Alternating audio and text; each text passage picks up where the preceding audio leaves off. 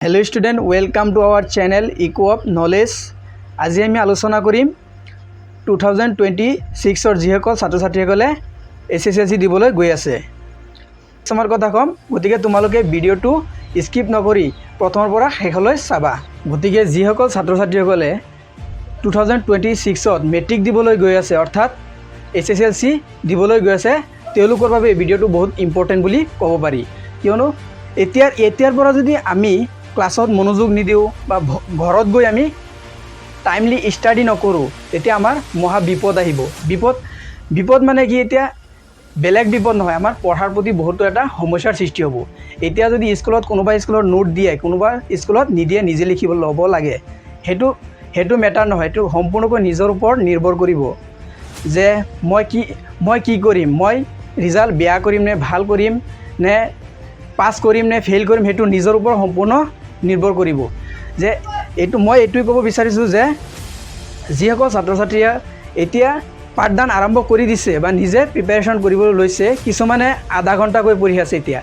এতিয়া কওঁ যে আধা ঘণ্টাকৈ যিসকলে পঢ়ি আছে, গতিকে মই এইটো ভিডিঅ'ৰ জৰিয়তে এইটো জনাম যে যিসকল কিছুমান ছাত্ৰ ছাত্ৰীয়ে পঢ়া আৰম্ভ কৰি দিছে, কিছুমানে আৰম্ভ কৰাই নাই, কিছুমানে আধা ঘণ্টা পঢ়ে, কিছুমানে পঢ়ি থাকে, এতিয়াও বেলেগ চিন্তাধাৰা তেওঁলোকৰ আছে।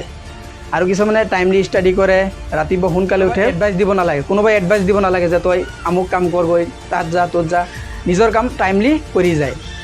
এটা বাস্তৱ উদাহৰণ দিবলৈ গৈ আছোঁ যে এখন চাইকেলেৰে গ'লে বা এখন দলং পাৰ হ'ব লাগে, আমি যদি দলংটোৰ ওচৰত গৈ আমি পেডেল মাৰোঁ তেতিয়া আমাৰ দলংটো পাৰ হোৱাটো পূৰা সম্ভাৱনা নাই, খুবেই কম, পূৰা কষ্ট হ'ব, চেইনটো ছিঙি যাব, নহ'লে নিজৰ কিবা সমস্যা হ'ব।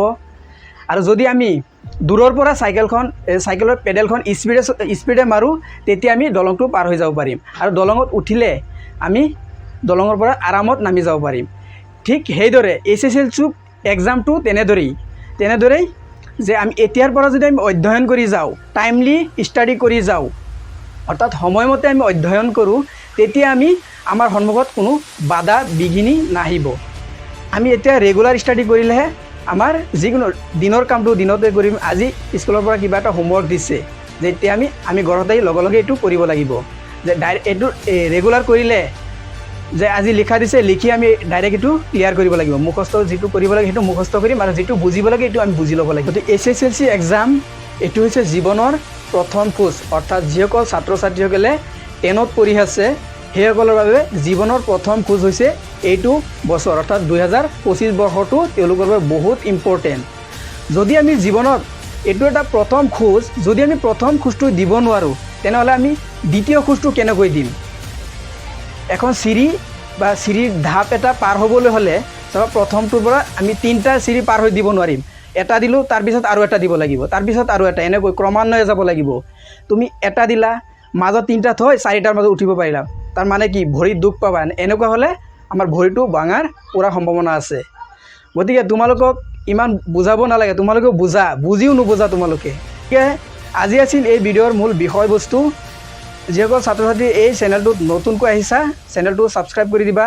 ভিডিঅ'টো যদি তথ্য সমৃদ্ধ হয় বন্ধুবৰ্গলৈ শ্বেয়াৰ কৰিবা, লাইক কৰিবা আৰু কমেণ্ট কৰিবা। যদি কিবা ভুল হয় আমি শুধৰাবলৈ যত্ন কৰিম। ধন্যবাদ।